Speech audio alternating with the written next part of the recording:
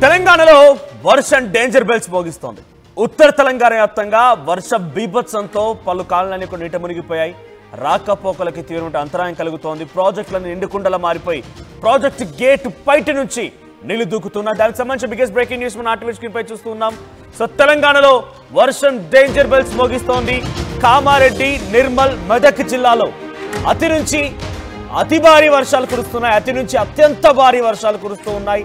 So Kamareddy, Medak జిల్లాలో red alert జారీ చేశారు. కామారెడ్డి జిల్లా వ్యాప్తంగా ఈరోజు స్కూళ్ళకి సెలవును ప్రకటించారు. ఇటు మెదక్ వ్యాప్తంగా కూడా అదే స్థాయిలో వర్షాలు నమోదవడంతో ఇక్కడ కూడా స్కూళ్ళకి సెలవును ప్రకటించారు. కామారెడ్డి జిల్లా రాజంపేటలో అత్యధికంగా 43.1 సెంటీమీటర్ల వర్షపాతం నమోదైంది. నిర్మల్ జిల్లా అక్కాపూర్లో 32.3 సెంటీమీటర్ల వర్షపాతం నమోదైంది. మెదక్ జిల్లా సర్దానలో 30.2 సెంటీమీటర్ల వర్షపాతం. కామారెడ్డిలో ఇప్పటికే 1200 మందిని రెస్క్యూ చేశారు సహాయక సిబ్బంది. హైదరాబాద్లో కూడా గ్యాప్ ఇవ్వకుండా వర్షం కురుస్తోంది. మీరు చూస్తున్న విజువల్స్లో ఆదిలాబాద్ విజువల్స్ అవన్నీ. ఆదిలాబాద్లో ఎడతెరపు లేకుండా కురుస్తున్న వర్షాల నేపథ్యంలో భారీగా అక్కడ కాలువలన్నీ కూడా జలమయమైపోయాయి. కడెం ప్రాజెక్ట్ అండ్ స్వర్ణ ఈ ప్రాజెక్టులన్నీ కూడా పెద్ద ఎత్తున నీట మునిగిపోయాయి. సో నిండు కుండల్లా మారిపోయాయి. గేట్లపై నుంచి వరద ప్రవాహం ఉధృతంగా వస్తోంది. కామారెడ్డి దగ్గర పోచార్ రిజర్వాయర్ సంగతి మనం చూస్తున్నాం. గేట్ పై నుంచి నిండు కుండలా మారిపోయి గేటు పైనుంచి ఆ వరద నీళ్లు రావడమే కాకుండా అటు మరోవైపు నుంచి గండి కూడా పడినట్టు కనబడుతోంది. అక్కడ మనం విజువల్లో చూస్తున్నాం, గండి పడినట్టుగా కనబడుతోంది. పక్క నుంచి ఓ భారీ గుంత ఏర్పడింది. ఆ నీళ్ళని కూడా ఆ పోచార్ రిజర్వాయర్ గేట్లు అయిన తర్వాత ఏ రకంగా అయితే వెళ్తాయో ఆ రకంగా అంతకు మించి అక్కడ ఆ నీళ్లు కనబడుతూ ఉన్నాయి. సో పోచార్ రిజర్వాయర్ సంగతి మనం కొంత డేంజర్ బిల్స్ మోగిస్తోంది. పోచారం రివర్ సంబంధించినటువంటి అంశాల్లో కొంత ఆందోళనకరంగానే ఉంది. సో ఎక్కడ ఎటువంటి పరిస్థితి ఉన్నాయనేది మీకు చెప్పే ప్రయత్నం చేస్తాను. సో ఎల్లారెడ్డిలో, కామారెడ్డి జిల్లా ఎల్లారెడ్డిలో నిన్న కురిసిన వర్షంలో అత్యధికంగా 25 సెంటీమీటర్ల వర్షపాతం నమోదైంది. నాగారెడ్డిపేట 24 సెంటీమీటర్ల వర్షపాతం, బిక్నూరు దగ్గర 22 సెంటీమీటర్ల వర్షపాతం, ఆ తర్వాత నిజాం సాగర్ దగ్గర 121 సెంటీమీటర్లు. సో మొదటి 10 స్థానాల్లో మొదటి 4 స్థానాలు, మొదటి 5 స్థానాల్లో మొదటి 4 స్థానాలు కూడా కామారెడ్డి జిల్లాలు నమోదయ్యాయి. కామారెడ్డిలో ఫ్లాష్ ఫ్లడ్స్ అంటే ఒక్కసారిగా ఆకస్మికంగా వచ్చినటువంటి వరదలు, ఇప్పుడు వర్షాల కారణంగా వచ్చిన వరదలు ప్రజల్ని భయభ్రాంతం గురి చేస్తూ ఉన్నాయి. మీరు చూస్తున్న విజువల్స్లో అదొక రిజర్వాయర్, అది కట్టలు తెగి ప్రవహిస్తోంది. మత్తడి దుంకుతున్నాయి చెరువులన్నీ కూడా. ఎటు చూసినా ఒక నదీ వాగులు వంకలన్నీ కూడా ఉప్పొంగి ప్రవహిస్తున్నాయి. వరదలు మొత్తం కూడా ఇల్లులోకి చేరుకున్నాయి. సో భారీ వర్షపాతం నమోదైంది. ఇక కామారెడ్డి తర్వాత మెదక్లో 16 సెంటీమీటర్ల వర్షపాతం నమోదైంది. సో మెదక్లో కామారెడ్డి తర్వాత యాదాద్రి భువనగిరిలో భువనగిరి దగ్గర 19 సెంటీమీటర్ల వర్షపాతం నమోదైంది. ఆ తర్వాత 18 సెంటీమీటర్ల వర్షపాతం మెదక్లో నమోదైంది. మీరు అర్థం చేసుకోండి, హైదరాబాద్లో 2-3 సెంటీమీటర్ల వర్షపాతం కురిస్తేనే హైదరాబాద్ నగరం మొత్తం అతలాకుతలం అయిపోతుంది. గంటల తరబడి ట్రాఫిక్లో వెయిట్ చేయాల్సిందే. ఇంటి నుంచి అడుగు కనీసం బయట పెట్టలేం. మోకాల్లోతు నీరు చేరుకుంటాయి. అమీర్పేట్ లాంటి ప్రధాన కూడల్లో కూడా భారీగా వరద నీరు చేరుకొని ప్రజల వరకు కూడా బయటికి రాకుండా, అడుగు పెట్టకుండా ఇబ్బందులు కలుగజేస్తూ ఉంటాయి. అటువంటిది 25 సెంటీమీటర్ల వర్షపాతం. మొన్న కామారెడ్డిలో ఏకంగా 42 సెంటీమీటర్ల వర్షపాతం. ఈ రోజు నేను చెప్పేది ఇప్పుడు లేటెస్ట్ అప్డేట్.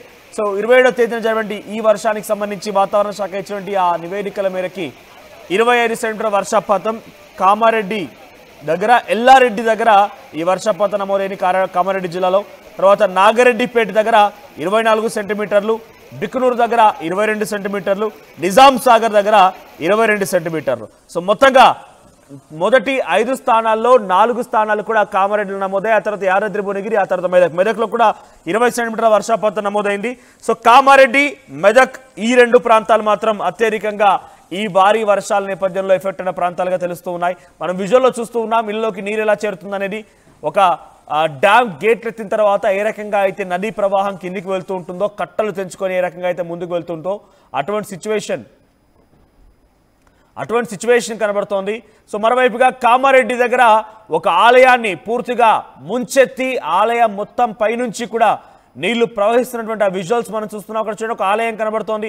ఆలయం పైనుంచి నీళ్లు వస్తూ ఉన్నాయి. ఇదంతా ఏదో డ్యామ్ అనుకుంటే పొరపాటే. అదంతా ఒక ప్రధానమైనటువంటి రోడ్. అది ఆ రోడ్డు మార్గం పై నుండి పక్కనటువంటి ఆలయం పూర్తిగా మునిగిపోయింది. ఆ తర్వాత పక్కన రోడ్డుపై నుంచి ఏ స్థాయిలో నీళ్లు వెళ్తున్నాయి చూడండి. సో ఇది కామారెడ్డిలో సిచ్యువేషన్. సో కామారెడ్డి, మెదక్ రెండు ప్రాంతాలు కూడా అత్యధికంగా భారీ వర్షాలు నమోదు చేసుకున్నాయి. ఇక సంగారెడ్డిలో సుమారుగా 9 సెంటీమీటర్ల వర్షపాతం నమోదైంది. సంగారెడ్డిలో నారాయణ్ ఖేడ్ దగ్గర, ఆ తర్వాత సిద్దిపేట దగ్గర, జగదేవ్పూర్లో కూడా 9 సెంటీమీటర్ల వర్షపాతం నమోదైంది. సో ఇటు కామారెడ్డి, మెదక్ ఈ రెండు ప్రాంతాల్లో భారీ వర్షాలు నమోదయ్యాయి. సో యాదాద్రిలో కూడా ఇదే స్థాయిలో నమోదయ్యాయి. కానీ యాదాద్రిలో కొంత ఈ స్థాయిలో వరదలు మాత్రం కనిపించడం లేదు. సో అటు లింగంపేట్, యాదాద్రి దగ్గర, మెదక్ దగ్గర రేగొడే, కామారెడ్డిలోని లింగంపేట్ ఈ అన్ని ప్రాంతాల్లో కూడా భారీగా వర్షపాతం నమోదైంది. సో లీస్ట్ వర్షపాతం నమోదైన దాంట్లో ద వెరీ మోస్ట్ లీస్ట్ వర్షపాతం వచ్చేసి జహీరాబాద్లో, సంగారెడ్డి జహీరాబాద్లో లీస్ట్ వర్షపాతం నమోదైంది.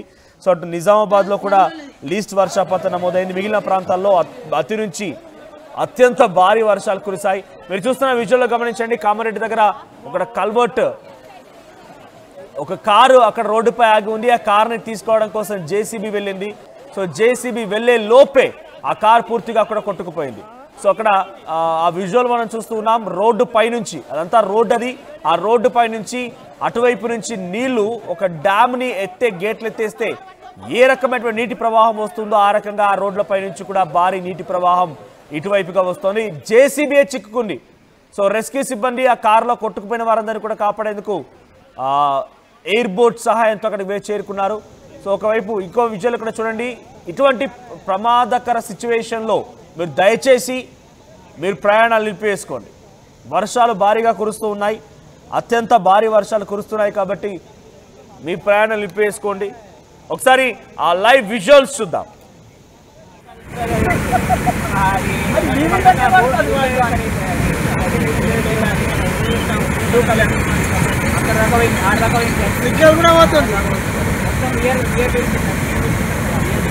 నిజామాబాద్ నుంచి గంగారెడ్డి కూడా అందుబాటులోకి వచ్చారు. గంగారెడ్డి, ఏంటి పరిస్థితి? నిజామాబాద్ లో హై అలర్ట్స్ నెలకొన్నాయి. ఈ రోజు కూడా 26 సెంటీమీటర్ల వర్షపాతం నమోదైనట్టుగా వాతావరణ శాఖ తెలుపుతోంది. సో రాజంపేట దగ్గర పరిస్థితి, నాగిరెడ్డిపేట దగ్గర పరిస్థితి ఎలా ఉంది? ఉమ్మడి నిజామాబాద్ జిల్లాలో రాత్రి నుంచి కూడా ఎడతెరిపి లేకుండా భారీగా వర్షాలు కురుస్తున్న పరిస్థితి నెలకొంది. ఇప్పటికే ఈ వర్షాల కారణంగా కామారెడ్డి పట్టణం పూర్తిగా జల దిగ్బంధమైంది. దాంతో పాటు పోచారం ప్రాజెక్టు కూడా భారీగా రాత్రి నుంచి పొంగి పొర్లుతున్న పరిస్థితి నెలకొంది. ఒకవేళ రాత్రి అలాగే వరద కొనసాగితే పోచారం ప్రాజెక్టుకు సంబంధించి ఏదైతే నాగిరెడ్డిపేట మండలం, అదే ఎల్లారెడ్డిపేట మండలానికి సంబంధించి పలు గ్రామాలు ముంపునకు గురయ్యి వరద తగ్గడంతో అక్కడ ప్రజలు ఊపిరి పీల్చుకున్నారని చెప్పచ్చు. మరోవైపు జుక్కల్ నియోజకవర్గంలోని కౌలాస్నాల ప్రాజెక్టుకు భారీగా వరద నీరు చేరడం 4 గేట్లు ఎత్తి కిందికి వదిలారు. నిజాం సాగర్ ప్రాజెక్టు కూడా గేట్ల ద్వారా నీటిని కిందికి మంజీరా నదికి పడుతున్న నేపథ్యంలో పూర్తిగా ఏదైతే ఉమ్మడి నిజామాబాద్ జిల్లా పూర్తిగా జలమయమైందని చెప్పచ్చు. శ్రీరామ్ సాగర్ ప్రాజెక్టు ద్వారా 39 గేట్ల ద్వారా పూర్తిగా 4 లక్షల క్యూసెక్స్ల వరద నీరుని గోదావరిలోకి వదులుతున్నారు. రాత్రి కురిసిన వర్షాల వల్ల నిజామాబాద్ ఉమ్మడి జిల్లాలో వాగులు, వంకలు పొంగి పొర్లుతున్న పరిస్థితి నెలకొంది. నిన్న జరిగిన ఘటన కామారెడ్డి పట్టణం పూర్తిగా జల దిగ్బంధమైన నేపథ్యంలో 12 కాలనీలు అలాగే నీటిలో ఉన్నాయి. ఇప్పుడిప్పుడు కొంత తేరుకుంటున్న పరిస్థితి నెలకొంది. ఏదైతే నిన్న 18 మంది స్కూల్ కు సంబంధించిన పేరెంట్స్ స్కూల్లో చిక్కుకున్న నేపథ్యంలో వాళ్ళని రాత్రి కామారెడ్డి జిల్లా collector Ashish Sangwan, Nizamabad CP Sai Chaitanya, Kamareddy SP Rajesh చంద్రలు వారిని దగ్గరుండి అక్కడ నుండి తీసుకొచ్చిన పరిస్థితి నెలకొంది. మరి వర్షాలు భారీగా ఇలాగే కురిస్తే రానున్న మరికొన్ని గంటల్లో కామారెడ్డి పట్టణం పూర్తిగా జల దిగ్బంధం అయ్యే అవకాశాలు ఉన్నాయి. నిజామాబాద్ నుండి అదేవిధంగా నిర్మల్ నుండి హైదరాబాద్ వెళ్లే రహదారులని కూడా క్లోజ్ చేసిన పరిస్థితి నెలకొంది. కామారెడ్డికి రావాలన్నా, నిజామాబాద్ నుండి చేరుకోవాలన్నా పూర్తిగా రోడ్లన్నీ ట్రాఫిక్ జామ్ చేశారు. ట్రాఫిక్ ను నియంత్రించేందుకు పోలీసులు అయితే నానా కష్టాలు పడుతున్న పరిస్థితి నెలకొంది. అందులో భాగంగా ఏదైతే కామారెడ్డి పట్టణంలో భారీగా వరద నీరు వచ్చి చేరింది. కామారెడ్డికి సంబంధించిన పెద్ద చెరువు పూర్తిగా వరద రావడం, మళ్ళీ రాత్రి కురిసిన వర్షాల వల్ల ఆ ప్రాంతంలో వరద రావడంతో పూర్తిగా అక్కడ ప్రజలు ఇబ్బందులు పడుతున్న పరిస్థితి. పోలీసులు ఎప్పటికప్పుడు వాటికి సంబంధించి చర్యలు చేపడుతున్నారు. దానికి ఎక్కడైనా ఇబ్బందులు లేకుండా ఎన్డీఆర్ఎఫ్ బృందాలు, రెస్క్యూ టీం కూడా పూర్తిగా చర్యలు చేపడుతున్న పరిస్థితి నెలకొంది. అదే కోణంలో కూడా రానున్న రోజుల్లో ఇలాగే అంటే ఏదైనా ప్రమాదంలో చిక్కుకున్న వారికి సంబంధించి కానివ్వండి, మరణాల సంఖ్య కానివ్వండి, ఇంకేదైనా గాయాల పడిన వారి సంఖ్య ఉందా? అటువంటి అప్డేట్స్ ఏమైనా ఉన్నాయా?